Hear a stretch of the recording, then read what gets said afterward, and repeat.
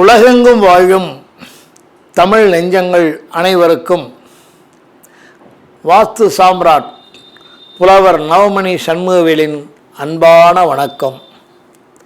இன்றைய காணொளியில் என்ன காண இருக்கிறோம், என்ன பார்க்க இருக்கிறோம் என்றால், அல்லும் பகலும் 60 நாழிகையும் ஒரு மனிதனால் உழைக்க முடியாது.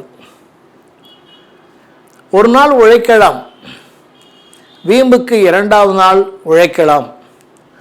ஆனால் 3வது நாள் அவனை அறியாமலேயே நித்ரா தேவி அவனை அரவணைத்து கொள்ளும். தன்னை அறியாமலேயே தூங்கி விடுவான்.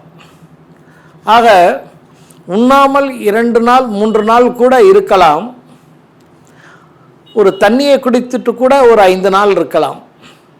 ஆனால் உறங்காமல் ஒரு நாள் மிஞ்சி போனால் 2வது நாள் இருப்பது என்பது ஒரு சாத்தியக்கூறு இல்லாத. மருத்துவ விதிகளின்படி ஒரு மனிதன் எப்படி ஓய்வெடுக்கிறானோ, அதாவது இரவு நேரங்களில் எப்படி உறங்குகிறானோ அப்படித்தான் அவனுடைய ஆரோக்கியம் இருக்கும் என்று சொல்லுகிறார்கள்.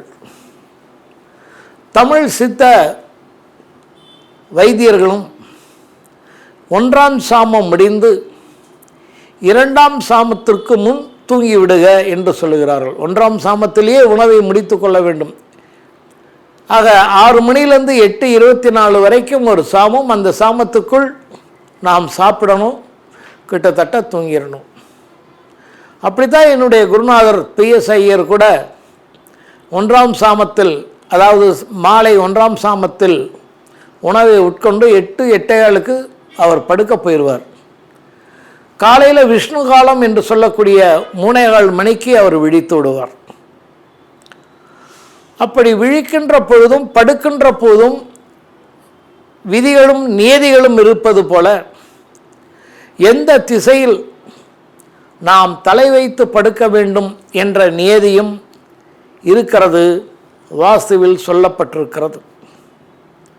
நாம் தலை வைத்து படுப்பது வடக்கிலும் கிழக்கிலும் தலை வைத்து படுக்கக்கூடாது. தெற்கிலும் மேற்கிலும் தலை வைத்து படுக்கலாம். ஏன்?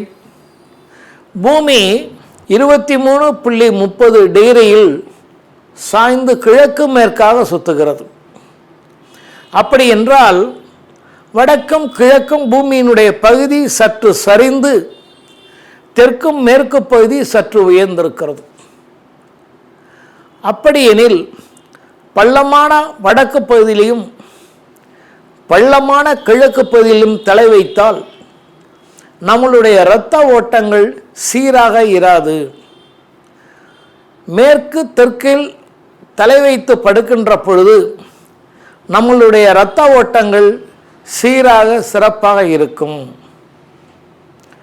தொடர்ந்து வடக்கிலே தலை வைத்து படுக்கின்ற பொழுது வடக்கிலே வருகின்ற அந்த காந்த ஆற்றல் தலையிலே படுகின்ற பொழுது தலையினுடைய உள்பகுதியாகிய மூளை, நரம்பு பகுதி, தசைப்பகுதி, இரத்த பகுதிகளில் சில மாற்றங்களும், அதே சமயத்தில் நோய் வருவதற்குரிய வாய்ப்புகளும் இருக்கிறது என்று வைத்திய நிபுணர்கள் சொல்லுகிறார்கள். வாஸ்து மேதைகள் வடக்கில் தலை வைக்க வேண்டாம் என்பதை இந்த கருத்தில் தான் சொல்லியிருப்பார்கள் போல் தெரிகிறது. எனவே நாம் வாழையடி வாழையாக வாழ, ஆரோக்கியமாக வாழ நிம்மதியான உறக்கம் அவசியம். அந்த உறக்கத்தில் நாம் சில நியதிகளை கடைப்பிடிப்போம். வடக்கிலே தலை வைப்பதும் கிழக்கில் தலை வைப்பதும் தவிர்த்து தெற்கில் அல்லது மேற்கில் தலை வைத்து படுப்போம். அப்படி படுக்கின்ற பொழுது மறுநாள் எந்திருக்கின்ற பொழுது புதிய பறவை போல், புதிய உற்சாக போல் நாம் எழுவோம், பல பணிகளை புரிவோம் என்று கூறி, இந்த கருத்துகளுக்கு உங்களுடைய கருத்தை எதிர்பார்க்கிறேன். நன்றி, வணக்கம்.